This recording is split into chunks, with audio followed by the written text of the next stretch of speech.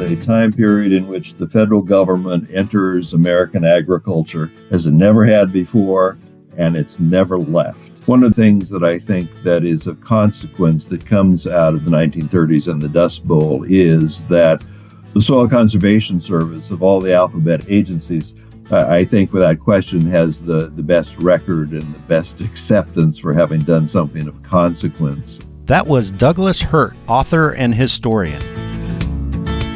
This is the Wheats on Your Mind podcast. My name is Aaron Harries. Wheats on Your Mind is brought to you by the Kansas Wheat Commission and Kansas Association of Wheat Growers. Douglas Hurt is one of America's foremost historians of rural and agricultural life. He spent more than 2 decades at Purdue University, where he directed the agriculture history program and served as editor of Agricultural History, the field's leading academic journal. His books include American Agriculture, A Brief History, The Dust Bowl, An Agriculture and Social History, and Indian Agriculture in America, among many others. Douglas is a Kansas native. He tells me from Ellis County and attended Kansas State University. And Doug, when I did a search here, we've been wanting to do a podcast since it's America's 250th anniversary about agriculture, and I'm glad I stumbled upon you, so thanks for joining us. It's my pleasure. Welcome to the podcast, and let me just start with the big picture. Tell us a little bit more about yourself and how you ended up spending a career studying American agriculture. Well, I grew up in a small town of Ellis, Kansas, in Ellis County, and as a kid in high school, I worked for farmers. I hauled alfalfa and prairie hay and plowed and pulled a grain drill and seeded some wheat and dug post holes. I'm not sure if that fence ever stood up very long. Yeah. So I did a number of things. I'm probably of the age now where I'm one of the few people left that can say they followed a binder. Shocking feed. I can still hear the clack of that binder in my mind's ear to this very moment. Yeah. So I have some experience with it. I know that when you're one way and weeds in a field, you get the south end of that field and the wind's in the south, the north end can be a long, dirty ride. Yeah, certainly see. We see sometimes they do sample demonstrations where they demonstrate that old equipment. I saw one of those a couple of years ago, and I'm glad the cab came along before I was involved in wheat harvest. So yeah, I didn't have that experience. Well, let's talk about America, 250 years old in agriculture. We can't cover 250 years, so let's start with the basic question. How important was agriculture to the development of America? Well, American agriculture is just fundamental. It's driven the American economy since the early colonial period. It's responsible for American expansion. It's responsible for industrialization and urbanization, without which none of these developments would have occurred. Certainly, American agriculture has played a significant role in American foreign policy in the past and diplomacy. Think of Public Law 480 or the Food for Peace program. President Reagan and President Carter used food to influence, or at least tried to influence public policy when it was trying to dismantle the Mengistu administration in Ethiopia during some of those famine years. American agriculture has provided cheap food, comparatively speaking, despite an aberration of today. Americans have paid comparatively very little compared to other nations, and so that's a consequence. But when you think of American agriculture overall, you really can't understand the history of American development, which is to say American history in general, without having, I think, a very good understanding of the significance and the interrelationships of agriculture to everyday American life. How unique is the U.S. farmer compared to maybe farmers around the world in the sense of their independence, their self-sufficiency, and their independence from the government compared to maybe some other government-oriented farming programs? That's kind of a tricky question, and it sort of depends. In one context, American farmers are different from farmers around the world in that there are fewer of them, with about 1% of the population directly engaged in agriculture today. If you compare that to 40% or more of other nations where farmers are actively engaged in agriculture, that's a significant difference. But the catch in your question is, when did farmers become dependent on the the federal government. And that dependency, I think, you can still see today. And I think it emanates from the New Deal of the 1930s.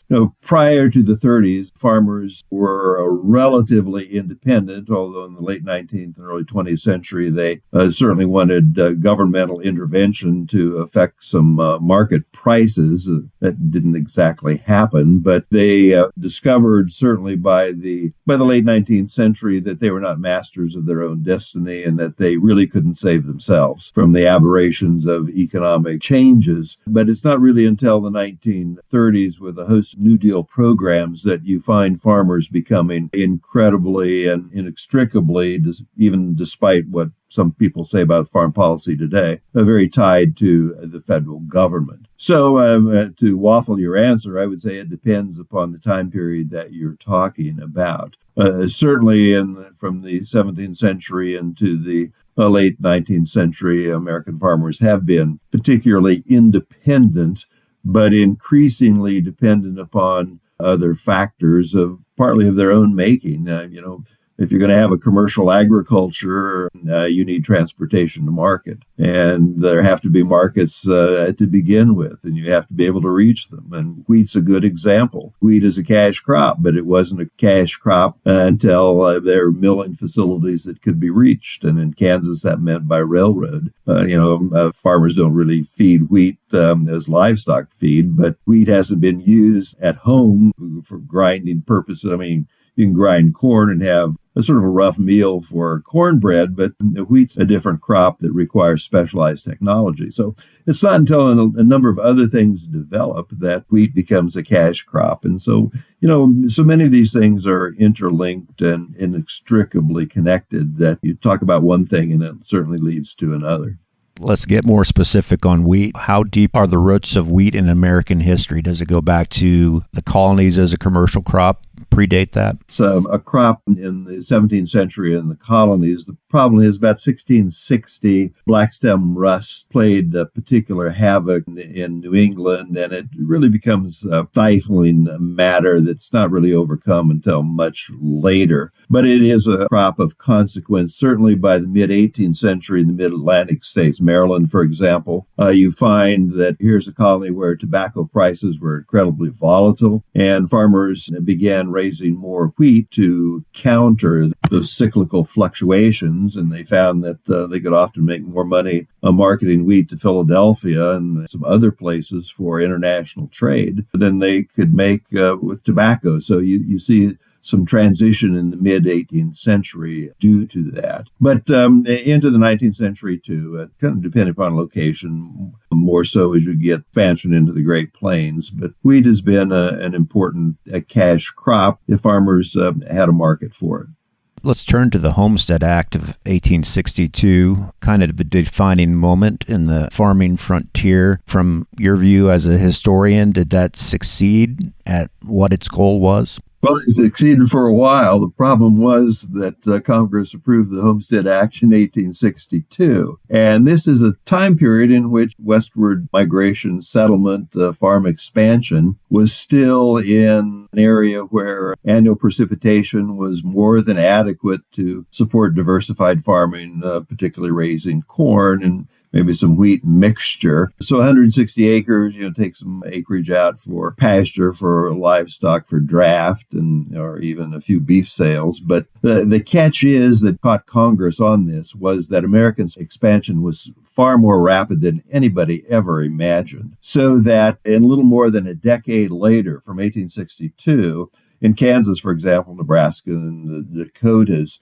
you see farm families stretching out to and even beyond the 100th meridian by, the mid-1870s and certainly the 1880s. And once you get beyond the 100th meridian, relatively small-scale agriculture of 160 acres simply wasn't adequate to meet a diversified farmer's needs to have the income necessary to maintain and sustain that kind of an economic life. And Congress really didn't ever resolve that matter. It did with some legislation that extended the acquisition of public lands to 320 acres, but that still wasn't enough. And so the Homestead Act was a matter of good intentions, but the environment is a block, certainly, that kept the original hopes of intent of Congress for the Homestead Act to be very active. When you get west of Savannah, Kansas today, and things start to dry out, they have in the past, and you've said that's certainly true today. So you get on that western part of the plains, and the Homestead Act really wasn't very profitable and effective at all. And you see a lot of people giving up and farm consolidations relatively early on in the late 19th century. How uniquely American were the Homestead Act and the Morrill Act? The Morrill Act, of course, creating the land-grant universities. Those were both passed at the same time, I believe. How uniquely American is that?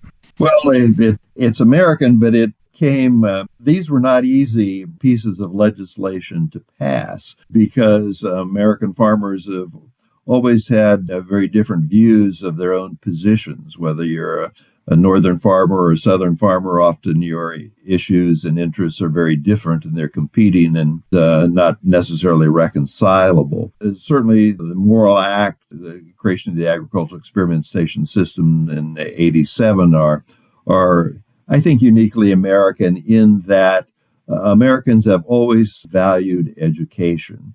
And certainly farmers from the early 19th century, if not even before that, understood that education is of consequence because you have new ideas and new approaches to doing all sorts of things. And you see farm men and women attempting to expand that knowledge through agricultural societies early in the 19th century, and then certainly on a more programmatic and systematic basis with the creation of the land-grant colleges in '62 and ultimately the experimentation system a little bit later. So, other nations will attempt to emulate it, I think, but certainly the American system is one that certainly ranks preeminent. Let's take a step back and talk about the transformation of subsistence farming to commercial production in American agriculture, moving from feeding themselves to start growing for commercial, and how that parallels kind of with mechanization. Well, American farmers early on practiced what I think we can call safety-first agriculture. American farmers have never been self-sufficient, but they've been subsistence-oriented. But they always needed something that they had to acquire from somebody else, whether it's nails or horseshoes or pots and pans, that kind of thing. But you see farmers becoming commercial on a selective basis. And this can be traced to the colonial period and certainly the early national period in the early 19th century. And that is, farmers took care of their families first, but if they had some surplus production and market possibilities available, they could exchange it for profit. And they might sell it, or they might simply have an exchange of goods, which in a way is a profitable exchange. But as farmers became increasingly productive, largely due to technological change that enabled them to cultivate more acres, and when markets developed and transportation systems enable them to reach it, they become increasingly commercialized and focused. And in Kansas, I think you could see this starting to happen probably in the 1870s, certainly the 1880s. At this time, you're going to start seeing some farmers go to grocery stores, and with not everybody, but they're starting to focus more on one crop agriculture, a major cash crop. For Kansas farmers, it's going to be wheat and corn and some residual livestock sales, but roughly from the late 19th century into the early 20th century, you see a major transformation from safety-first agriculture to commercial specialization. And, farmers today go to the grocery store just like everybody else. Let's take a little sidebar about hard red winter wheat in Kansas on this podcast. Before, we've had guests to talk about Mennonites who came from Russia in the 1870s and brought turkey red wheat with them. How significant was that a moment for not only the history of U.S. agriculture, but Kansas specifically?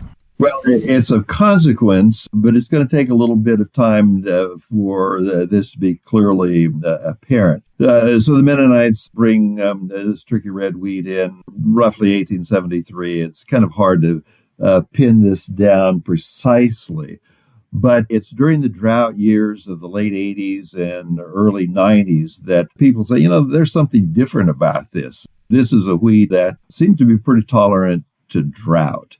And with the experiments at Kansas State and the experimentation system, you're going to see some breeding based on Turkey Red that, gives you a Comanche and Pawnee and Can Red and a number of other crosses that are directly linked to this Turkey Red wheat. So it's of consequence in a number of ways. The railroad was an important part. You mentioned railroad earlier, the infrastructure that made commercial grain farming possible. Talk about that, and when did U.S. agriculture get integrated into the global marketplace? Well, the railroads often, take the Kansas Pacific, for example, or the Union Pacific, Santa Fe. Often these railroads, using their humongous land grants, established communities before there were people, and used the surveyed tracts to attract farm families in. The integration of farmers into the global market, though, is, we could trace this to certainly the late 17th century and into the 18th century. But for Kansans, you have railroad access and the ability to transport wheat to terminal markets. They're inextricably linked to the global economy, and have been ever since. But access to global markets is just a basic consequence to farmers that are involved in commercial operations. They've been interested in and dependent upon global markets for decades, and this has caused both prosperity and considerable problems, because once Kansas farmers became really dependent upon global integration, that meant there's really very little control of pricing or anything they can do. They're really at the mercy of global economies and international politics. So it's something that farmers have had to deal with and think about, not necessarily control for a long time. When we talk about farm policy or modern farm policy, a lot of that came out of the Dust Bowl, and we certainly need to talk about the Dust Bowl. You've written a book about it. So for people in Western Kansas, it's not that much of a distant history. It's kind of in the family records. Where does that rank on your scale and top stories of U.S. agriculture? Well, I think it's of consequence, particularly because it is a time period in which the federal government enters American agriculture as it never had before, and it's never left, for good reasons and bad reasons. But one of the things that I think that is of consequence that comes out of the 1930s and the Dust Bowl is that the Soil Conservation Service, of all the alphabet agencies, I think without question has the best record and the best acceptance for having done something of consequence, something that mattered. And you can see the footprints of the SCS today. Just drive into western Kansas or really anywhere in Kansas and look out your car window, and you're going to see terraces and strip cropping and some other conservation techniques that the SCS helped farmers implement. It made a difference. So it's really a tangible, I think, link to the past. But this was an age in which there was still a considerable amount of controversy about it. And that is, who's responsible? And there are some that would argue, farmers made the mistake of being too commercial, too aggressive, and too capitalistic, and they plowed up grasslands that should have remained the way they were. And once you expose that soil in that part of the country, it starts to blow. Others, of which I am more agreeable with, will argue that although there were some submarginal lands that were plowed, by and large, the Dust Bowl was an environmental aberration. It was, maybe not an aberration. Dust is always blown in the southern Great Plains, but it was really a matter of drought. You just take wheat. So many acres were plowed in the Texas Panhandle in the 20s and early 30s in southwest Kansas, that Dust Bowl area, that precipitation had been normal. You wouldn't have had this problem, or at least you wouldn't have had the black blizzards. We know the dust is always blown out there, but not like those 1930s years. But, this is the kind of thing that people don't think about, and that is, you plant winter wheat, and what happens? It starts to grow in the autumn and early winter, and it turns beautiful green, and then it goes dormant, and it becomes green and heads out again in the spring. Well, if you plow up a lot of that grassland, maybe about 6 million acres shouldn't have been plowed. The federal government's a little loose on this, and it's hard to get an opinion on it precisely. But, had you plowed up that much grass, somebody should have understood that it's going to blow out there because of the environment that's just quite natural. But when you combine drought and you combine dead wheat and you combine a soil structure that easily blows, you're going to have problems. And it's not necessarily the farmer's problem that caused this, although there may be some contributing factors. But this is a period that is sort of an indelible mark. There aren't too many people that left today that remember that. But if you talk to people, in the 50s, 60s, 70s, late 20th century, those that had experience with it in Western Kansas, this was just an indelible scar. It didn't go away. It really affected them in a number of ways, whether you lived in town or whether you lived in the countryside. So it was an environmental problem, but with the help of the federal government through the SCS,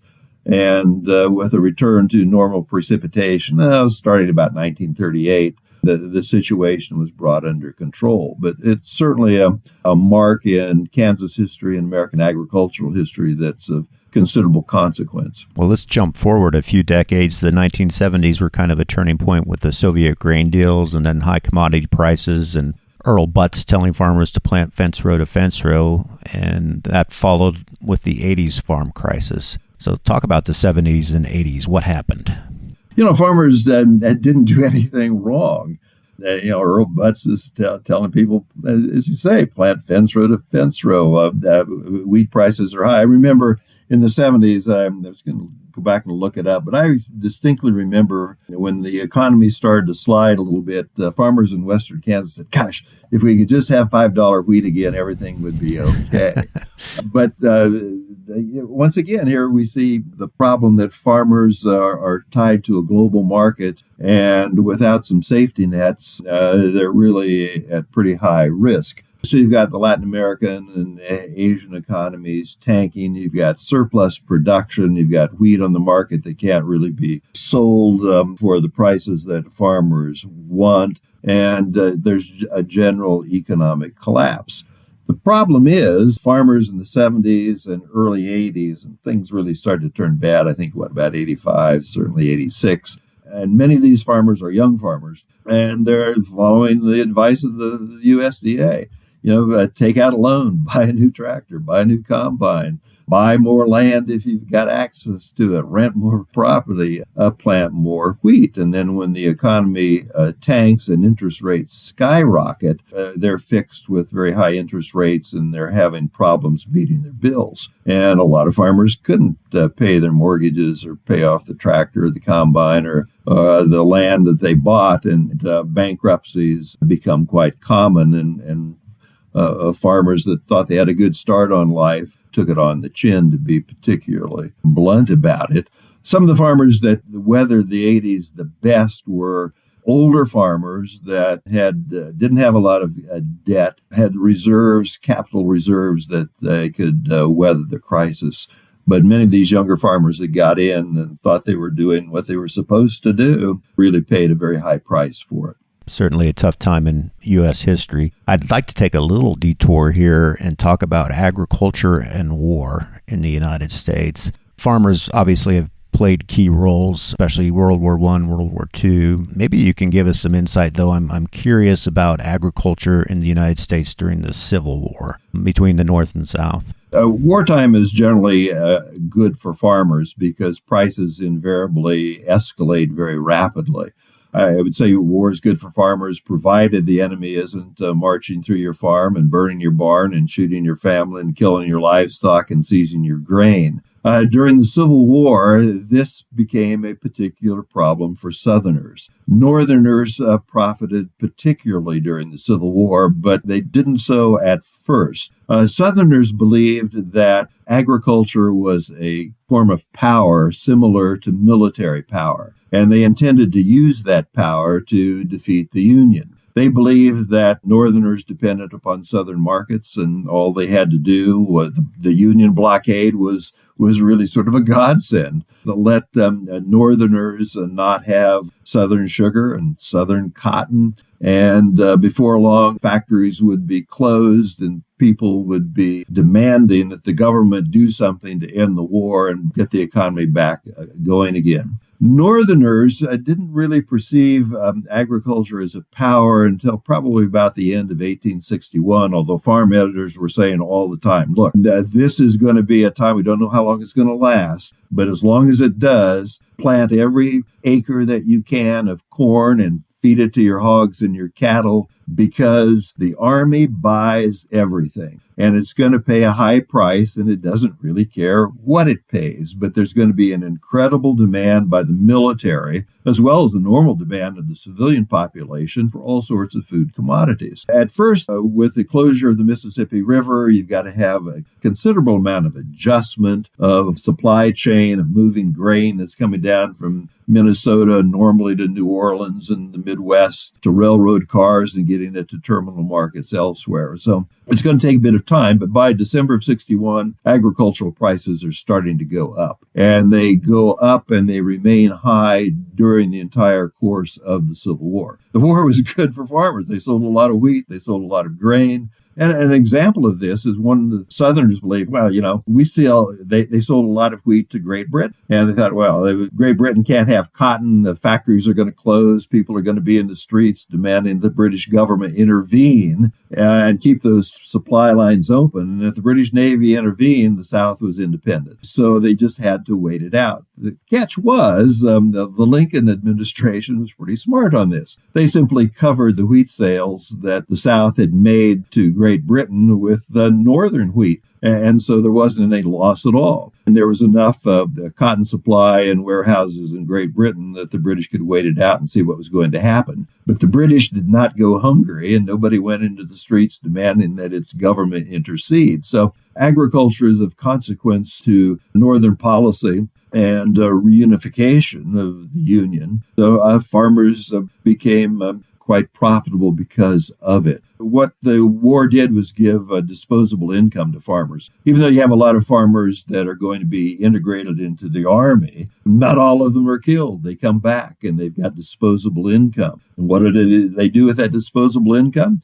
Well, the agricultural implement industry was very active, and they had all sorts of new kinds of plows and threshing machines and binders and whatnot that people bought in the late 60s and early 70s. So it was a good time for Northern farmers. Southern farmers found, however, that, Northern occupation came at a price. The one thing Northerners did not do to Southern farmers, and this is of consequence, and that is they did not poison wells and they did not salt fields. But they were quite happy to burn barns and shoot mules and rip out fences and burn them for their own campfires at night. And so there was a considerable amount of destruction. Where Northern armies marched, Southern farmers paid a very high price.